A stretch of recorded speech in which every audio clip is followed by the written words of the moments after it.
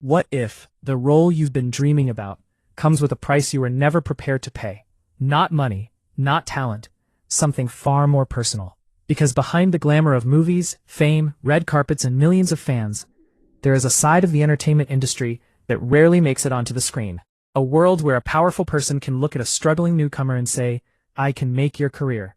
And then comes the condition: a private meeting, a date, physical intimacy, or in some cases something much more disturbing. This is commonly known as casting couch, and what's shocking is that people from both sides of the camera have spoken publicly about experiencing it. Actors, actresses, models, newcomers desperate for their first big break. But how much of what we've heard is actually true, and how much is impossible to prove?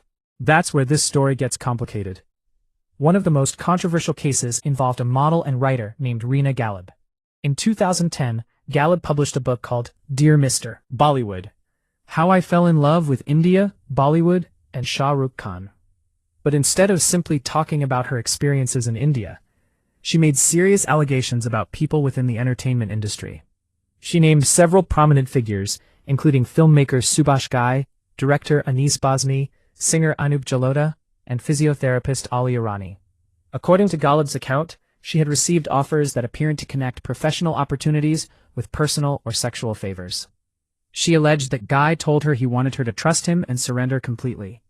She also alleged that Jalota offered her an opportunity involving his music group, while expecting companionship from her.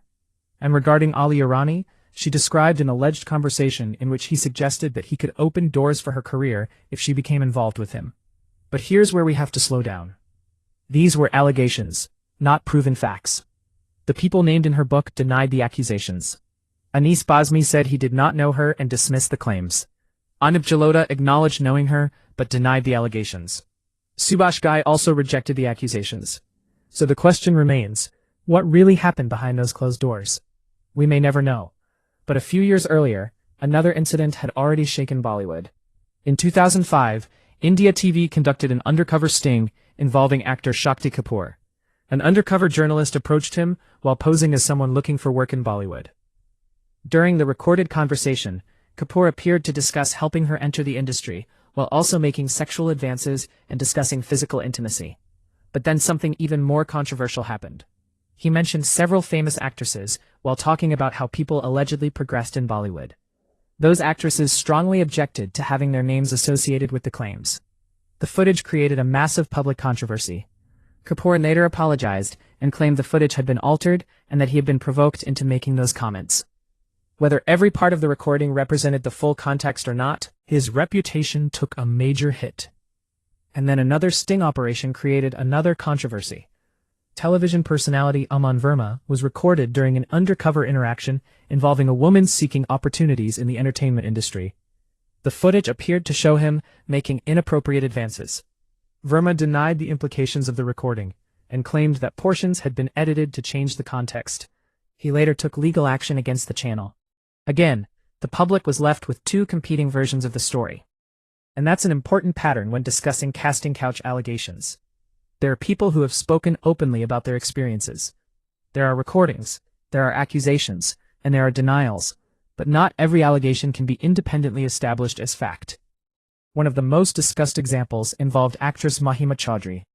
At the height of her career, she became involved in a professional dispute surrounding filmmaker Subhash Ghai. There were allegations that Ghai wanted a sexual relationship with her, and that refusing him affected her career opportunities. Those allegations were disputed, and the dispute also involved contractual issues. Mahima later spoke about the difficulties she experienced. Ghai denied wrongdoing. Similar rumors have surrounded other actresses as well, including Manisha Koirala, although many of the claims surrounding her have remained allegations or reports, rather than established facts. And during India's #MeToo movement, actress Kate Sharma publicly accused Subhash Ghai of inappropriate behavior, including allegedly trying to kiss and hug her without consent. Ghai denied the allegations. Sharma later withdrew her complaint, citing personal circumstances and dissatisfaction with the police response. So once again, different stories, different claims, different denials. But the bigger question isn't about one person, it's about the system. Because casting couch isn't something that exists only in Bollywood. Actors and actresses across the Indian entertainment industry have spoken about inappropriate propositions and pressure connected to career opportunities. Surprisingly, Men have spoken about it too. Ayushmann Khurrana has described being approached inappropriately early in his career.